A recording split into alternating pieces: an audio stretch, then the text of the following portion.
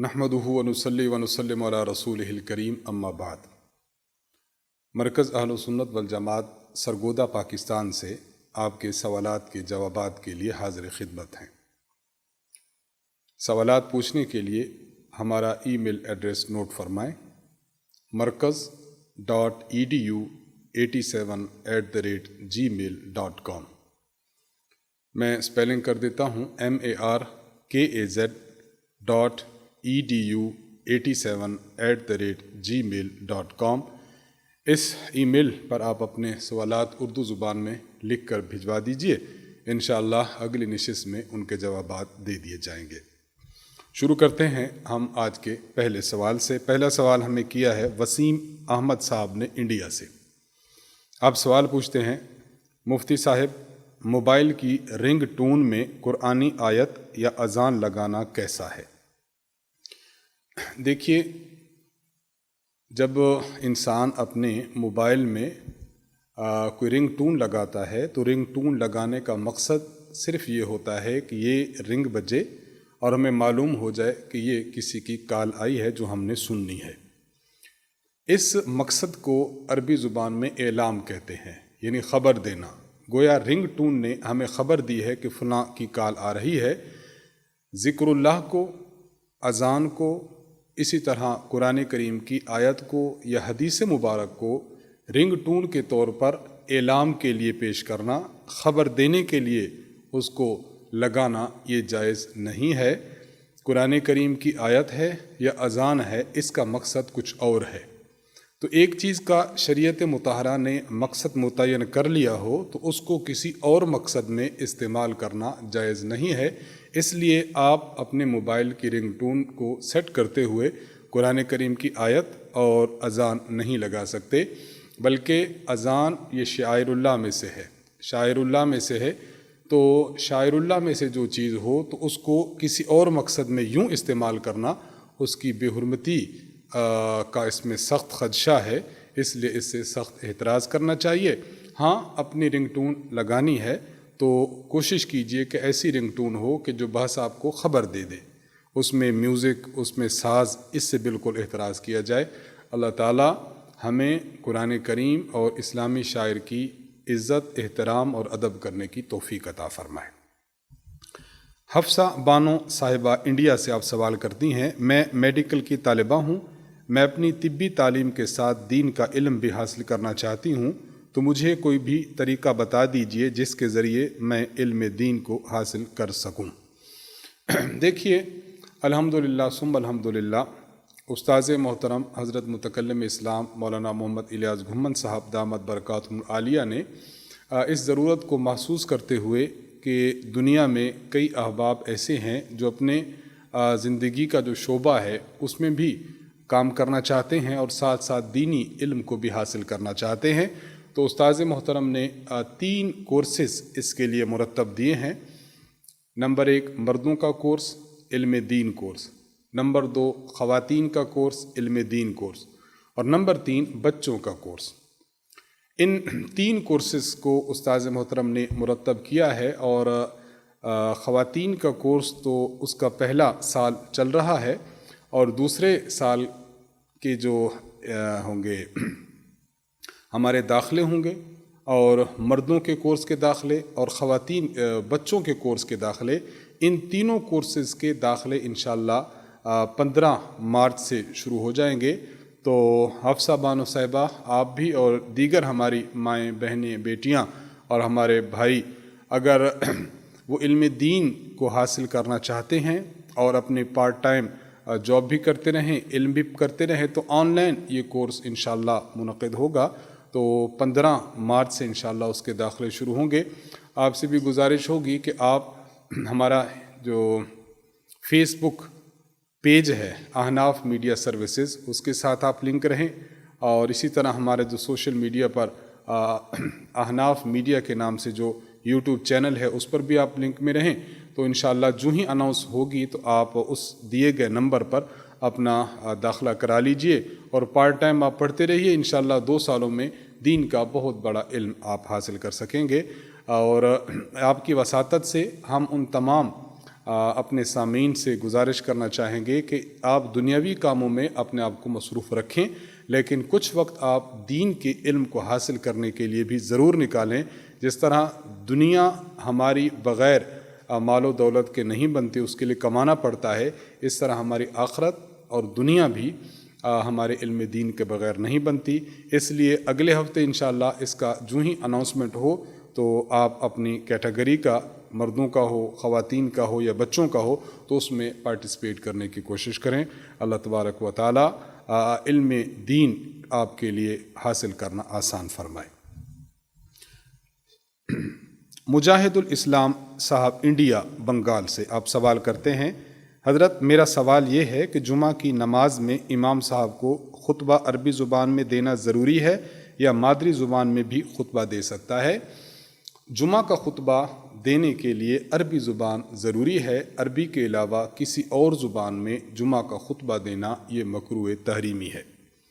اس پر مفصل اور مدلل بحث ہمارے استاذ محترم حضرت متکلم اسلام مولانا محمد الیاس گھمن صاحب دامت برکاتہم نے اپنی کتاب نماز اہل سنت والجماعت میں فرمائی ہے۔ میں نماز اہل سنت والجماعت ساتھ لایا ہوں۔ نماز اہل سنت والجماعت میں استاذ محترم نے صفحہ نمبر 132 پر یہ بحث ارشاد فرمائی ہے۔ میں چیدہ اس میں سے کچھ آپ کی خدمت میں پڑھتا ہوں۔ استاذ محترم لکھتے ہیں، حضرت صلی اللہ علیہ وسلم سے عربی زبان میں خطبہ جمعہ پر مواظبت اور ہمیشگی ثابت ہے۔ حالانکہ اس وقت آپ صلی اللہ علیہ وسلم کے خطبے میں اجمی لوگ بھی موجود ہوتے تھے جن کو دین کی تبلیغ کی ضرورت بھی تھی، لیکن آپ صلی اللہ علیہ وسلم نے عربی خطبہ پر اکتفا فرمایا۔ اسی طرح حضرات خلفائے راشدین اور دیگر صحابہ رضی اللہ عنہم کے ادوار میں اسلام جب جزیرہ عرب سے نکل کر دیگر عجم علاقوں میں پھیلا، لوگ عربی زبان سے ناآشنا تھے، لیکن خطبہ جمعہ عربی ہی میں پڑھا گیا۔ عربی خطبہ پر امت مسلمہ کا توارث اور تعامل واضح دلیل ہے کہ خطبہ صرف عربی زبان ہی میں ہونا چاہیے۔ استاذ محترم اس بات کو واضح فرما رہے ہیں کہ دین اسلام عرب میں بھی رہا، عجم میں بھی پھیلا۔ عجم میں جب دین اسلام گیا، وہاں جمعہ منعقد ہوتا تھا تو خطبہ جمعہ کا خطبہ عربی زبان میں ہی دیا کرتے تھے، جو اس بات کی دلیل ہے کہ عربی زبان میں خطبہ دینا ضروری ہے، ورنہ عربی کے علاوہ دیگر زبانیں جو عربی نہ جانتے تھے ان کی سہولت کے لیے ایک بار تو خطبہ عربی کے علاوہ کسی اور زبان میں دیا جاتا، اور پوری امت کا ابھی تک عربی خطبہ پر منعقد ہوتے چلے آنا اور اس پر قائم ہوتے چلے آنا دلیل ہے کہ خطبہ عربی زبان میں ہی دینا ضروری ہے۔ اس پر استاذ محترم نے ایک اور بات لکھی ہے کہ امت کے اکابر فقہا اور اکابر علماء ان کی تصریحات بھی اس پر موجود ہیں کہ خطبہ عربی زبان میں ہی دیا جائے۔ استاذ محترم امام یحییٰ بن شرف النووی رحمہ اللہ کے حوالے سے لکھتے ہیں، وَيُشْتَرَطُ كَوْنُهَا بِالْعَرَبِيَّةِ جمعہ کا خطبہ عربی زبان میں ہونا لازمی ہے۔ امام ابو القاسم عبد الکریم بن محمد رافعی کے حوالے سے لکھتے ہیں، وَهَلْ يُشْتَرَطُ أَن تَكُونَ الْخُطْبَةُ كُلُّهَا بِالْعَرَبِيَّةِ وَجْهَانِ وَالصَّحِيحُ اشْتِرَاطُهُ کیا سارے خطبہ کا عربی زبان میں ہونا شرط ہے؟ اس کی دو وجہ ہیں، صحیح یہ ہے کہ عربی زبان میں ہونا شرط ہے۔ شیخ الاسلام ابو یحییٰ زکریا الانصاری فرماتے ہیں، من شروطها ما سبق وهو كونها بالعربیہ جمعہ کی شرائط میں سے ایک شرط یہ ہے جو پیچھے مذکور ہوئی کہ خطبہ عربی زبان میں ہو۔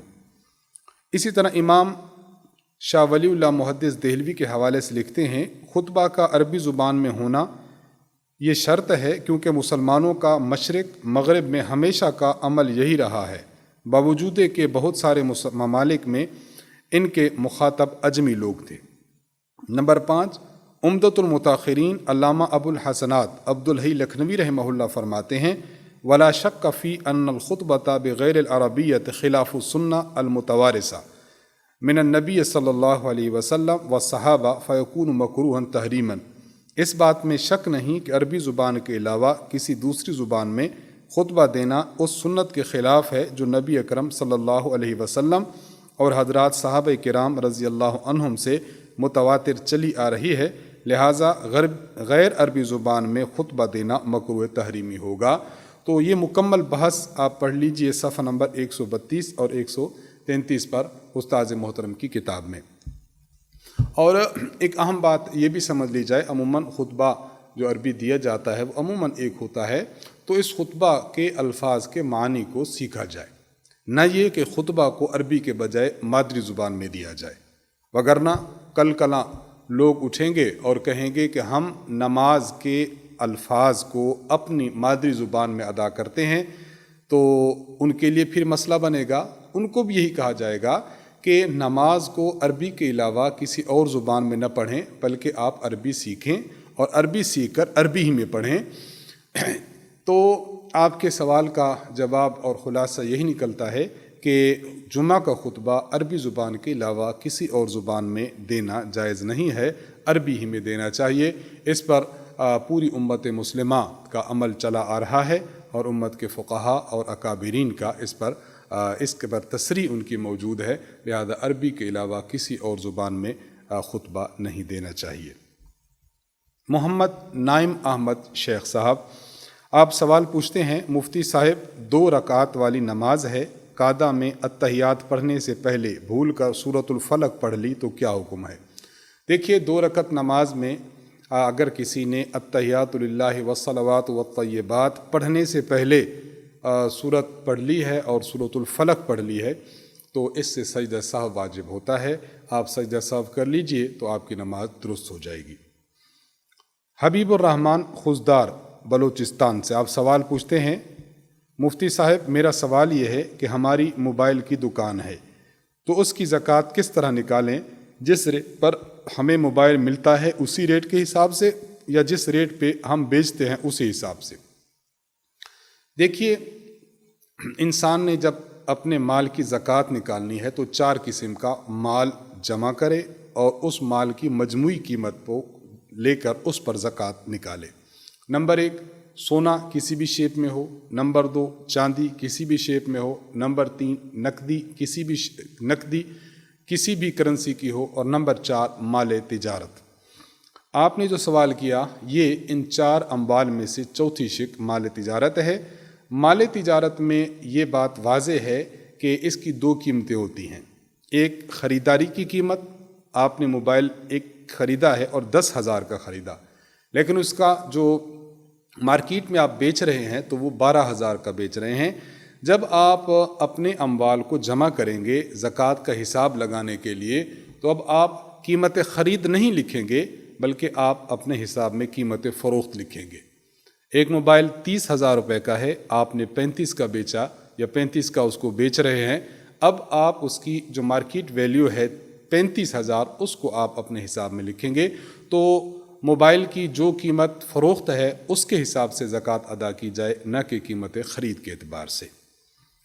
محمد فصیح الدین صاحب انڈیا سے آپ سوال کرتے ہیں، میرا سوال یہ ہے کہ ہمارے خاندان میں اور قبیلے میں دستور یہ ہے کہ اگر خاندان میں کسی شخص کا انتقال ہو جائے تو 40 دن تک نئے کپڑے خرید کے نہیں پہننا چاہیے، یا شیو کٹنگ سر کے بال نہیں مڈانے چاہیے، ایسا کرنا ٹھیک ہے یا نہیں؟ وضاحت فرما دیں، جزاک اللہ خیرہ۔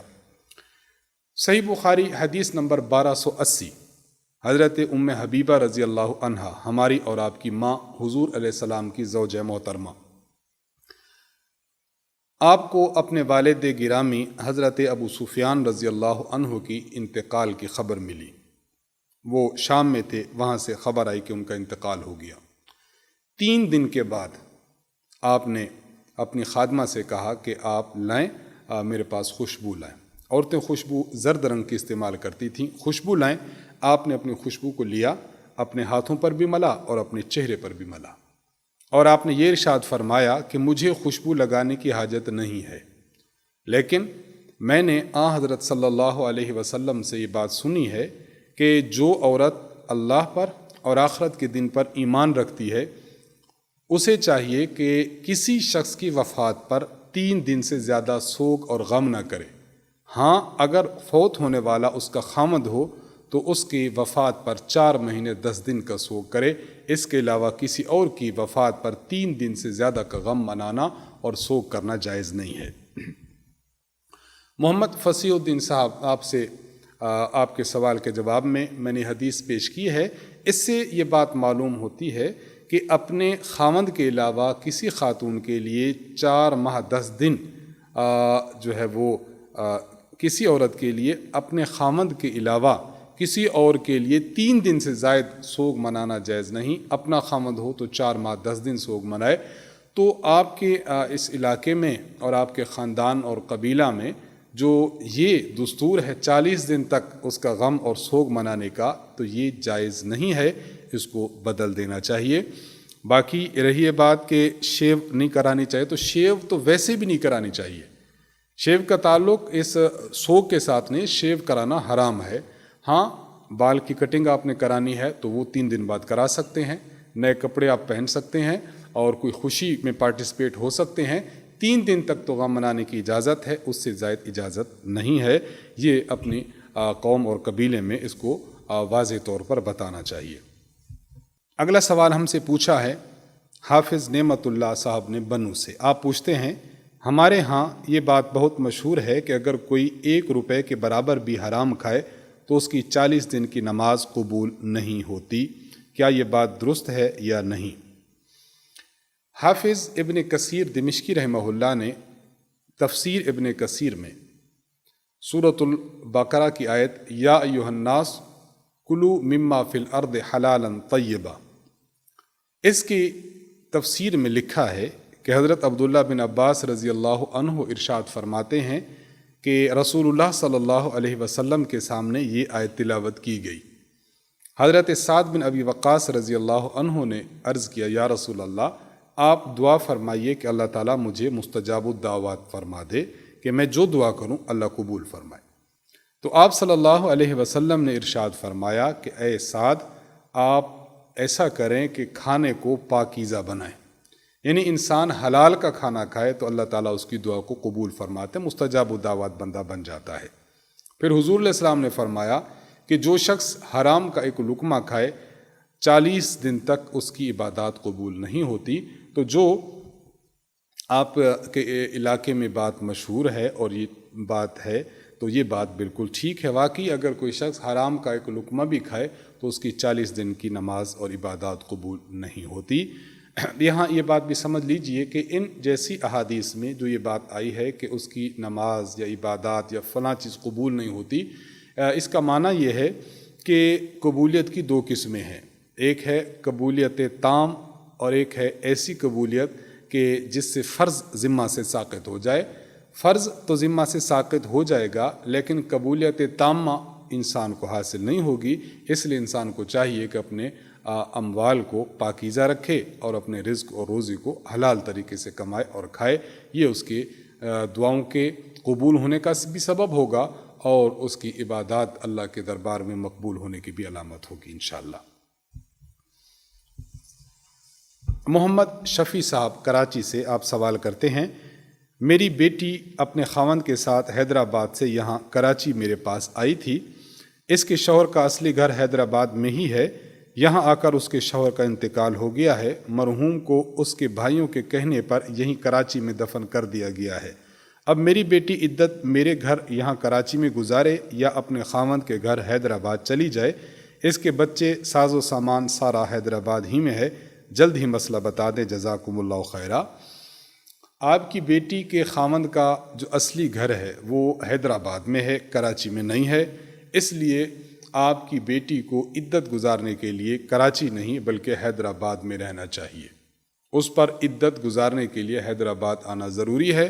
تو آپ خود ہو جائیں یا بچی کا کوئی محرم ہو جائے، محرم کے ساتھ یہ اپنی جو ہے وہ گھر حیدرآباد میں آ جائے اور عدت کے ایام اپنے حیدرآباد ہی میں گزارے جہاں اس کے خاوند کا اصلی گھر ہے۔